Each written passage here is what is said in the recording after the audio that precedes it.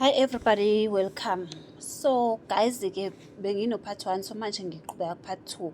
Lapha ku part 1 ngigcine ngithe umakoti lo womfana wayethe akafuni umuntu ozowuphekela indoda yakhe. Mina okwami ukugada umntwana, ngimgeze, ngimwashele, ngimenzele yonke into. Yena uzoyiphekela indoda yakhe, uzoyiwetela indoda yakhe. So nje emabhodweni angidingeki. Imalini-ke engiholayo, ngihola u-1.5 ke guys. So eholeni kwami 1.5 ngoba ngafika inyanga iphakathi nendawo, ngahola u-750 ngaleyo nyanga. Okay, babengakabuyeli-ke emsebenzini-ke. So umntwana-ke wangijwayela-ke bekhona nabo babona ukuthi okay, mina nomntwana siyajwayelana, umntwana akangixwayi yabo. Okay, naye mayehambe emsebenzini, mase kufika isikhathi sokuthi aye emsebenzini uzobe esekhululekile ngoba vele uyabona ukuthi mina nomntwana si-right yabo. Nami ngumuntu oyiphethe kahle-ke vele, hhayi ngize kushaye-ke nesikhathi sokuthi ngize ngihole-ke bafazi, hhayi ngihole-ke Nkosi yami u-750 wami, sihambe naye siyogrosa-ke ukudla kwasendlini. Fike lapha kugrosa ukudla kwasendlini. So kukho konke-ke nje lokhu-ke, angithi phela nabo kusenyanga yokuqala. Ayikho into ozoyinothisa ebhedayo naye futhi uyabo ukuthi noma engiqaphile nami angeke ngize ngenze into vele ebhedayo ngoba phela ngiyafika ngisafunda izinto nje, ngisabheka ukuthi la endlini vele kudliwa ama-chicken fillets, ukudla okunonile, cha, because bona ba-shape yabo ama-figure abo. Ayikho-ke inkinga nalokho. So nje ngisafunda ukugrosa la endlini ukuthi kudlakala endlini kunjani, kuthengwa kanjani.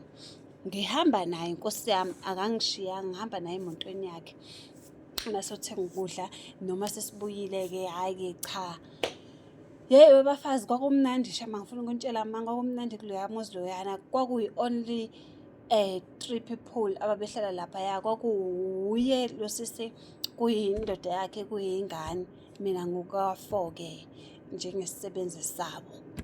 Hhayi sihlale-ke kuphekeke kube mnandi-ke. Emveni kwalokho, ngithi mina emveni kwalokho inyanga ihambe kuphela iviki kade kuthenge ukudla kanjani. Bese ethi-ke kimi-ke cha, ngoba inyanga iphelile, yazi thina sinosibanibani esho umkhwenyane wakhe, sizoba nama-visitor, ama-visitor ethu azofika ntambama. So nje namhlanje kufanele ngikhiphe unyawo ngipheke. Yabo nje lokho kuxoxa-ke nje phela ngamantombazane, I mean ekugcineni kwakhona uyangixoxela. Ngithi mina hhayi-ke ake kuphekwe-ke ngizokwazi ukubona nanokuthi nina-ke manipheka nipheka kanjani. Hhayi kwakukuthi-ke cha, upheka zona-ke lezo yipinashi ey'no-cream nani ukudla kwabo-ke.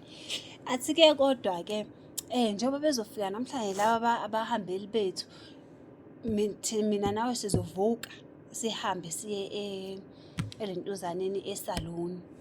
Hhayi sihambe futhi nangempela nangebala nje sivuke ekuseni sihambe siye esaluni. Sifike esaluni, hhayi yena uzofaka lezi-ke phela o-original-ke iy'nwele zabo-ke o-original. Mina phela ngiyibuyela emakhaya, angikazi iy'ndaba zo-original nani. Ufaka u-original athi wena uzokwenzani ekhanda. Mind you, angithi ngiholile phela, ungiholelile sekuyiviki elilandelayo.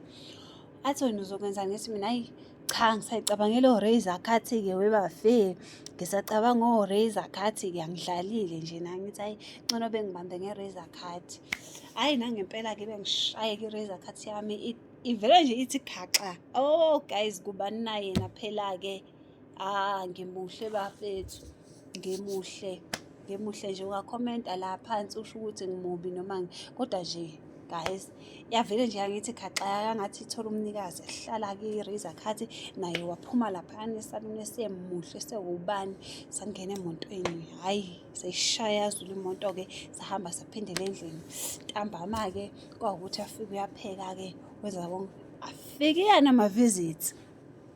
Lalela-ke, i-visitor ihamba nomkhwenyane walo, bawu-2. Nala endlini kuzoba umkhwenyana lo sisi nalo sisi. Mina yinto engizoyenza lapho guys, ayikho into engizoyenza. Ngithi mina-ke okay, since-ke sizofikelwa ama-visitor, nina nizobe nihleli nama-visitor enu, ngisacela ukuthi mina ngivele ngihlale ekamereni ngiqhubekele ne-ironing, yabo, ngenze i-ironing. yabo. Athi nje sisi yo ayazi akunankinga cause vele phela ayikho nento ozoyixoxa nabantu ongabazi. Ngithi mina hhayi akudingeki vele ukuthi mina ngeze ngibe khona laphayana angibazi. Inkulumo nje futhi mina angizazi ihamba kanjani. Mina nje okwami la ekhaya ukubheka ukuthi yonke into ihamba kahle emayelana nomntwana. Ngifuna ukuzenzela i-ironing akunankinga ngoba vele phela nomntwana ngizobe ngihleli naye. Hhayi ajabule usisi afe nami ngiy'hlalele-ke. Bafethu, iqale lana-ke indaba. Iqale la indaba. Okay, njengoba ngithe mina ngizo-ayina. Asefikile ama-visitor, asengiy'khiphile nezinto engizoyi-ayina ngay'beka lapha phezu kombhede ngabeka ngiyabona ukuthi nje nami phela ngiqhuba isikhathi. Emveni kwalokho kufanele ngiyokwetha amanzi elentuzaneni ekhishini. Ngizowafaka elentuzaneni kwi-ayini. So uma uzoya ekhishini undlula la kuhleli khona ama-visitor, dining room. La bazohlala khona e-dining room bese uyahamba ngale-ke ekhishini undlula kubo. Bayakubona nje nawe futhi uyababona. Okay, nami-ke ngindlule-ke Nkosi yami. Hhayi phela guys ngiyababa nje ngibabiswa ile razor cut phela mina ngibona ngimuhle kabi. Futhi-ke angikho nakulo mqondo ukuthi bayazongibuka or bazokwenzani. Ngiyokha amanzi, ngiyothela amanzi kwi-ayini bese ngiyabuyela lapha engizohlala khona ekamereni lami engizoyi-ayinela kulona. Ngiqhuba isikhathi. Mabeqeda phela-ke guys ngikhumbulani ukuthi mabeqeda phela ukudla kufanele ngigeze izitsha mina since kade yeyi wena. Hhayi okay. Hey mina ngiyazi into eyenza ukuthi kuqale ukuthi konakale laphayana kodwa kukhulu okwenzeka, kukhulu futhi okwakhulumeka emva kwaleya nto leyana. Ngiphume-ke mina ne-ayini lana ngindlule kubo ngibabingelele.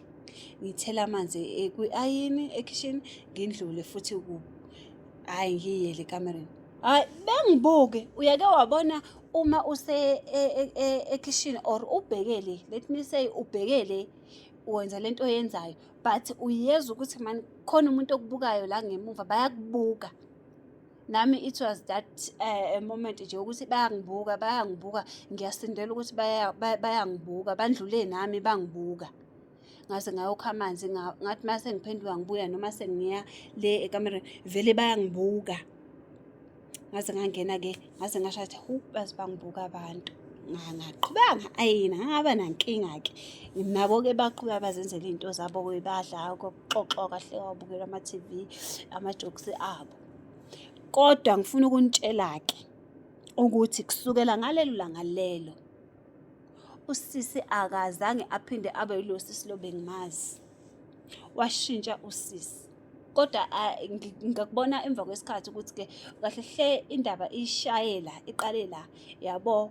Iqale ekuvakasheni kwalaba bavakashi kade befikile bebabili. Kodwa-ke okwamanje hhayi ngayithulela. Usisi ngakusasa akavuka ahambe emsebenzini. Sesilalile kumnandi ahambe emsebenzini nami ngiqedile phela uku-ayina nani ngezitsha-ke. Umsebenzi nje wasendlini. Avuke angishiye nengane ahambe aye emsebenzini. From emsebenzini mayebuya ayi usisi usebuya manje umuntu onoshiki. Hawu usisi useyangilwisa manje usisi usebheka ama-mistakes amancane. Usisi usenenhliziyo encane nje yabona.